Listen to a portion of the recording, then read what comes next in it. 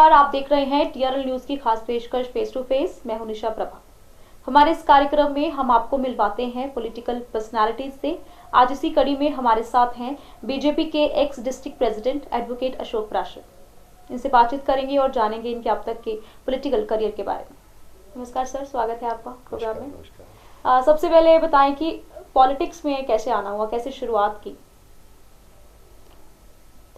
मेरी राजनीति में जो शुरुआत थी वो संघ के द्वारा हुई। मैं संघ का स्वयंसेवक हूँ और 2007 में और उससे पहले मुझे युवा मोर्चा का अध्यक्ष बनने का सुजानपुर कॉन्स्टिट्यूंसी का मौका मिला था और 2004 में मुझे डिस्ट्रिक्ट प्रेसिडेंट बीजेपी का नाते मुझे जिम्मेवारी मिली थी। जी, संघ के साथ आपका पुराना रिश्ता है, किस तरह से पार्टी की ओर आप आए? मेरे पिताजी जो थे वो संघ के स्वयंसेवक थे जी। और 1947 में जब देश आज़ाद हुआ था और उसके बाद में जितने आंदोलन हुए उनमें उनकी भागीदारी रही और ख़ास तौर पे जब J&K को जो वहाँ पे परमिट सिस्टम था उसको तोड़ने के लिए जो आंदोलन चला था उसमें बड़ी मुख्य भूमिका उन्होंने निभाई थी और उसी सिलसिले में आगे बढ़ते बढ़ते उनके ही संस्कारों से हमें एक विचारधारा मिली और हम भी छोटी उम्र में ही संघ के स्वयंसेवक बन गए। अगर सिंपल शब्दों में आपको समझाना हो, संघ की विचारधारा क्या है? व्यक्ति निर्माण, यही एक संघ की विचारधारा है कि अच्छे व्यक्तियों का निर्माण हो, राष्ट्रभक्तों का निर्माण हो जी। और भारतीय संस्कृति को आगे लेके चलने वालों का स्थान हो और जो हिंदू हैं उनका संगठन हो। लेकिन आपको लगता नहीं कि आजकल जो माहौल बनाया जा रहा है, अगर हिंदुत्व की बात करें तो कट्टरवाद का जो इल्जाम है वो हमारे ऊपर लग जाता है? इल्जाम जो है वो लगाने वाले लगाते हैं, लेकिन जितना लिबरल हिंदुइज्म है, जहाँ जिसको हम सनातन बोल देते हैं, जहाँ भारतीय सभ्यता बोलते हैं, जितनी लिबरल वो है किसी दूसरी संस्था में या किसी दूसरे धर्म में उतना लिबरल कोई भी नहीं। और सारे समाज को साथ लेके अगर कोई चलता है तो केवल और केवल हिंदू धर्म ही चलता है।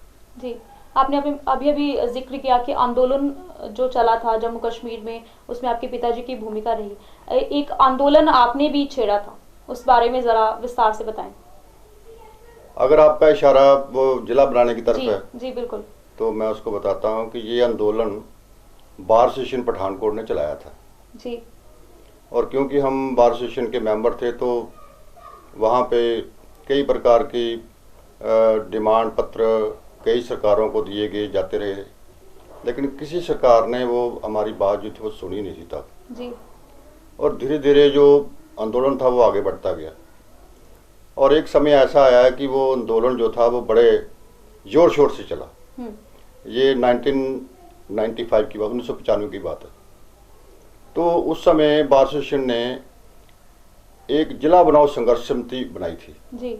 और उसमें पठानकोट के मुख्य मुख्य लोग जो थे उसमें मेंबर बने थे और उस जो समिति थी उसने ये डिसाइड किया कि इसको थोड़ा और तेज किया जाए जिला बनाने की मूवमेंट को। तो उसी मूवमेंट में आगे चल के एक ऐसा फैसला हुआ कि जो है जो अमरण अनशन पे बैठेंगे जी। जो जिला बनाओ संघर्ष समिति थे उसके लोग, तो उसमें मेरा नाम था। तो 18 दिसंबर 1995 को हम जो थे वो पठानकोट में जो तहसील कम्प्लेक्स है उसके बाहर जो जगह थी खाली, वहाँ पे अब कम्प्लेक्स बन गया है, वहाँ पे हम बैठे। ये सवाल इसलिए भी इतना इम्पोर्टेंस रखता है क्योंकि जब भी चुनाव आते हैं क्रेडिट लेने की होड़ मची रहती है। कई ऐसे नाम हैं जो ये कहते हैं कि जिला जो है उनकी देन है। हम आपसे जानना चाहेंगे कि क्योंकि आप इस सच्चाई से पर्दा हटा सकते हैं, हमें लगता है। लेकिन मैं ये नहीं कहूँगा कि मेरी देन है, मैं तो कहूँगा कि पठानकोट के वासियों की देन थी। नहीं, फिर भी उस जो ये स्टार्ट हुआ जिला बनाओ संघर्ष समिति, किन लोगों के कारण ये पॉसिबल हो पाया? उस समय उसमें बहुत से लोग थे। हम जगह जाके प्रदर्शन करते थे, कभी दनेरा में करते थे, कभी पठानकोट में करते थे, कभी मकेरिया में करते थे, कभी बंबियाल में करते थे। हम जगह जगह जाके लोगों को जागृत करते थे कि जिला क्यों बढ़ना चाहिए। आप उस आंदोलन में बैठे थे, लेकिन आप कह रहे हैं कि मैं इसका क्रेडिट नहीं लेना चाहता, लेकिन कई ऐसे नाम हैं जो लगातार इस क्रेडिट की होड़ में लगे हुए हैं। ये क्या रीजन है? राजनीतिक महत्वाकांक्षाओं का है या क्या चीज है? ये उनके संस्कार हैं, मेरे संस्कार ऐसा नहीं कहते। आप डिस्ट्रिक्ट प्रधान भी रहे, तो इतनी बड़ी जिम्मेदारी, उसके आपके बाद और भी कई डिस्ट्रिक्ट प्रधान आए हैं और वो कई राजनीति के पायदान उन्होंने चढ़े हैं। आपने क्यों इस चीज से पीछे हट गए? या मैं थोड़ी सी बात में थोड़ा और जोड़ना चाहूँगा। जब वो जैसे मैंने बोला कि हम हमारा नेशन पे बैठे, मेरे बाद कौन बैठा, उसके बाद कौन बैठा, एक लंबी प्रोसेस थी। और मैं इस बात से भी इनकार नहीं करता कि कईयों ने उसका फ़ायदा लेने की कोशिश की होगी जी। लेकिन एक बात मैं और ऐड करना चाहता हूँ, जब मैं जिला प्रधान था, क्योंकि उस समय जिला नहीं बना था, जिला बनने के बहुत करीब था, लेकिन राजनीतिक कारणों के कारण उस समय जिला 1995 में नहीं घोषित हो उसका। और जब मैं जिला प्रधान बना तो मेरे दिमाग में था कि ये बात आगे बढ़नी चाहिए, तो मैंने एक रेजोल्यूशन पास किया था इस जिले की तरफ से कि पठानकोट को जिला बनाया जाए, जो हमने अपने प्रदेश में भेजा था और उसकी कॉपी केंद्र में भेजी थी। और जब 2007 में इलेक्शन हुए विधानसभा के, तो उस समय हमने पूरे जोर शोर से अपनी तीनों कॉन्स्टिट्यूंसी में ये बात उठाई थी कि अगर हमारी सरकार बनेगी तो जिला बनेगा, और उसके बाद जिला बना। डिस्ट्रिक्ट पठानकोट को लेकर और भी कई बातें होंगी, मिलते हैं एक छोटे से ब्रेक के बाद। Modern Sandeepni School is a boarding cum day boarding school with its existence since 19 years. Modern Sandeepni School is school of the genius and for the genius. School has a wonderful sports infrastructure like football, basketball, volleyball, swimming pool, air-conditioned hostels, transport, and mess facility is also available. School is fully equipped with modern labs, robotic labs where children designs various robots. For admissions and inquiries, please contact us. Break के बाद एक बार फिर से आपका स्वागत है। हम बात कर रहे हैं बीजेपी के ex district president advocate Ashok Prashar से।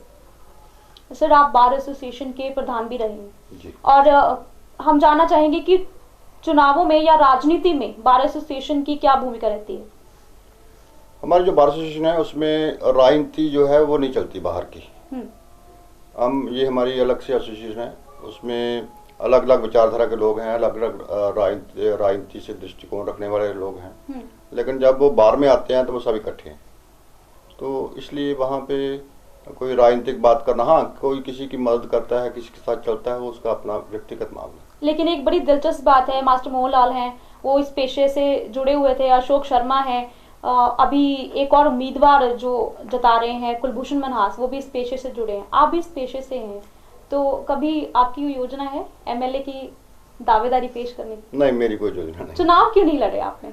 नहीं, मैं समझता हूँ कि चुनाव जो है वो मेरा विषय नहीं है, मुझे लगता है। ऐसी क्या चीज है जो आपको रोकती है कि मुझे इस चीज में, चुनावों में नहीं जाना चाहिए? देखो, मैं एक विचार से बंधा हुआ हूँ, अगर कोई पार्टी मेरी कोई जिम्मेदारी लगाएगी तो जरूर जाऊंगा, लेकिन मैं खुद ब खुद जाके ये नहीं कहूंगा कि मुझे ये कराओ। लेकिन आप काफी सक्रिय रहे पहले, अभी इस राजनीतिक परिदृश्य से गायब क्यों होते जा रहे हैं? नहीं, मैं आज भी वही हूँ जहाँ पहले था। मैं एक विचारधारा से जुड़ा हूँ और आज भी वहीं पे हूँ। आपको क्या लगता है, पार्टी आपको दरकिनार कर दिया या आप खुद स्टेप बैक कर गए? नहीं, पार्टी ने, मुझे नहीं लगता मुझे दरकिनार किया है, क्योंकि मैं आज भी संघ का स्वयंसेवक हूँ, संघ में जाता हूँ, उसकी विचारधारा से जुड़ा हूँ, उनके कैंप में जाता हूँ, यहाँ भी मेरी कोई ड्यूटी लगती है, जहाँ पे मुझे कोई जिम्मेदारी मिलती है, वो मैं बखूबी निभाता हूँ।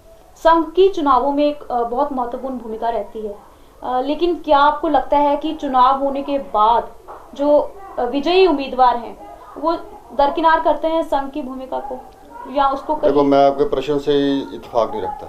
मुझे नहीं लगता कि संघ की कोई चुनाव में भूमिका रहती है। टिकट के आवंटन को लेकर कुछ रहता नहीं है? मुझे ऐसा नहीं लगता। संघ की कोई भूमिका नहीं है? मुझे ऐसा नहीं लगता। जी, जो हमारे मौजूदा विधायक हैं सुजानपुर से, उनके कार्यकाल को लेकर आपका क्या प्रतिक्रिया है?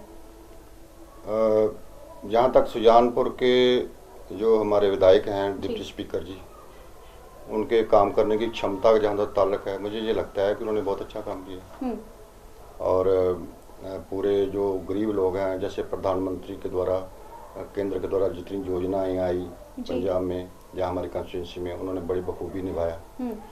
और जो गरीब लोग थे उनके मकान बनाने के लिए भी उन्हें काफ़ी लोगों को उन्होंने ग्रांटें दी।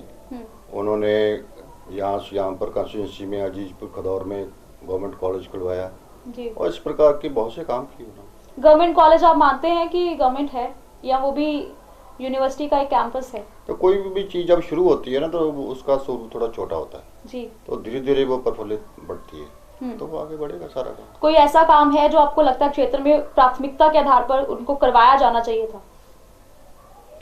ये तो मुझे तो लगता है कि उन्होंने अच्छे काम किए, मुझे ऐसा लगता है। जितना 10 में से कितने नंबर आप देंगे अगर आप देना चाहें? मैं 10 में से 9 नंबर दूंगा। जो 1 नंबर काटा है वो किस वजह से आपने काटा है? देखो 1 नंबर तो वो जो सही टीचर होता है ना वो 1 नंबर काट के रखता है इसलिए कि आगे वाली आगे गुंजाइश बनी रहे। जी, तीनों जो सीटें हैं वो उन पे बीजेपी का कब्जा है, आपको लगता है कि रिपीट होंगी? और रिपीट का मतलब टिकट जो है वो उन्हीं उम्मीदवारों को जाएंगी जो मौजूदा विधायक हैं?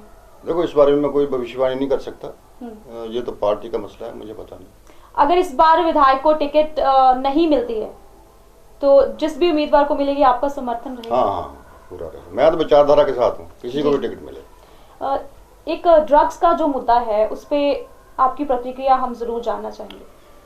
देखिए ड्रग का मुद्दा जो है वो पंजाब में बड़ा गंभीर मसला है और मुझे ये लगता है कि वो गंभीर मसला होने के साथ साथ उसको और ज़्यादा गंभीर बना दिया गया है। लेकिन जहाँ तक ड्रग का ताल्लुक है मेरा ये कहना है कि किसी भी देश को अगर तरक्की करनी है तो उसे ड्रग से मुक्ति करनी पड़ेगी उसकी। आजकल के बच्चे जो छोटे छोटे ड्रग्स लेते हैं, मैं तो ये कहना चाहूँगा कि उनसे अपील भी करूँगा, उनके माता पिता से अपील करूँगा और जो ड्रग पेडलर हैं जो ड्रग का धंधा करते हैं उनसे भी कहूँगा कि ये कभी ना कभी आपके बच्चों को भी ग्रसित कर सकता है, इसलिए इस काम को रोकना चाहिए। क्या आपको लगता है कि जो पंजाब की मौजूदा सरकार है गठबंधन में बीजेपी की मजबूरी है कि वो ड्रग्स जैसे मुद्दे को नकारते हैं क्योंकि वो गठबंधन में है? नहीं ऐसा कुछ नहीं है, बीजेपी हमेशा जो ठीक है उसको मुझे जो लगता है, मैं बीजेपी से संबंधित हूँ जी, मुझे जो लगता है मैं सीधा बोलता हूँ। लेकिन क्यों खड़े नहीं होते हैं, क्यों अपोज नहीं करते? हमेशा अपोज करते हैं, हम ड्रग के साथ कभी खड़े नहीं हुए। लेकिन पंजाब सरकार का कहना है ना कि ड्रग्स तो है ही नहीं है, क्षेत्र में ऐसी कोई प्रॉब्लम है ही नहीं है, ये सिर्फ विरोधी गुटों के द्वारा। मैंने भी यही कहा, मैंने कहा सामाजिक बुराइयां हमेशा होती हैं, सामाजिक बुराइयां पनपती हैं, बढ़ती भी हैं, लेकिन उतनी बड़ी समस्या नहीं है जितनी विरोधी दलों द्वारा ये बताई जा रही है। जी, तो नोटबंदी के फैसले पे आपकी प्रतिक्रिया जरूर जानना चाहेंगे। नोटबंदी का फैसला एक बड़ा साहसिक फैसला था, बड़ा दमदार फैसला था, प्रधानमंत्री मोदी जी फैसला ले सकता था, मुझे ये लगता है कि और कोई ले भी नहीं सकता था क्योंकि बाकी तो भ्रष्टाचार में ग्रस्त हैं सारे जी, और बड़े बड़े स्कैमों में ग्रस्त हैं सारे, जिन्होंने हजारों करोड़ों रुपए जो बाहर विदेश में भेजे और अपने अपने घरों में तिजोरी में रखे हुए थे। जो तैयारी की कमी की बातें आ रही हैं, मीडिया में भी आ रहा है और लोग कह रहे हैं कि तैयारी नहीं की, फैसला अच्छा था, क्या आप सहमत हैं इस बात? मैं इससे सहमत नहीं हूँ, लोग जो कह रहे हैं तैयारी नहीं थी, मुझे ये लगता है कि उनको तैयार होने का मौका नहीं मिला। आपका बहुत बहुत शुक्रिया, आपने अपने कीमती शेड्यूल से हमें समय दिया।